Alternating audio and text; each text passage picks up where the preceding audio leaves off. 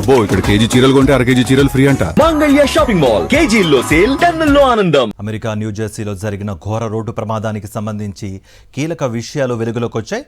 భారతీయ సంతతికి చెందిన 18 ఏళ్ల సిద్ధార్థ్ ప్రసాద్ సూరపనేని నిర్లక్ష్యంగా అత్యంత ప్రమాదకరంగా కారు నడపడం వల్లే ఈ ప్రమాదం జరిగినట్టు దర్యాప్తు అధికారులు గుర్తించారు. ఈ ప్రమాదంలో తెలంగాణకు చెందిన శ్రీపతి దీప ప్రాణాలు కోల్పోయారు.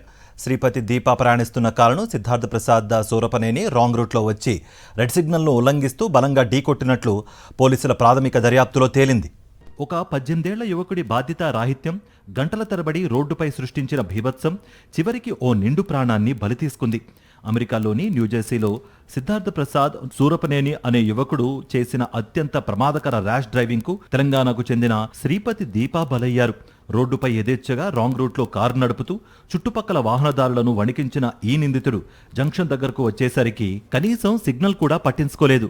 రెడ్ లైట్ను తీవ్రంగా ఉల్లంఘిస్తూ అత్యంత వేగంగా వచ్చి దీపా ప్రయాణిస్తున్న కారు డోరును నేరుగా ఢీకొట్టాడు. సిద్ధార్థ్ చేసిన ఈ ఘోర తప్పిదానికి తీవ్ర గాయాల పాలైన శ్రీపతి దీప అక్కడికక్కడే ప్రాణాలు కోల్పోయారు. ఈ ప్రమాదంలో మృతి చెందిన మహిళ రంగారెడ్డి జిల్లా ఆమనగల్లు మండలం ఆకుతోటపల్లికి చెందిన శ్రీపతి దీప. సాక్షి టీవీ ఈ ఘటనను ప్రసారం చేసిన సంగతి తెలిసిందే.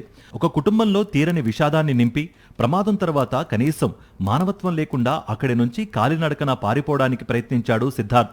అయితే అమెరికా పోలీసులు అతన్ని వెంటాడి పట్టుకున్నారు. అతివేగం, wrong route driving, red light jumping ఇలా వరుస తప్పులతో ఓ నిండు ప్రాణాన్ని తీసిన ఈ యువకుడిపై 2nd డిగ్రీ వెహిక్యులార్ హోమిసైడ్ కింద కేసు నమోదు చేశారు. ప్రస్తుతం ఆసుపత్రిలో ఉన్న అతన్ని డిశ్చార్జ్ కాగానే జైలుకు తరలించనున్నారు. అటు ఆకుతోటపల్లిలో దీప మరణ వార్త తెలిసి గ్రామం తీవ్ర శోకసంద్రంలో మునిగిపోయింది.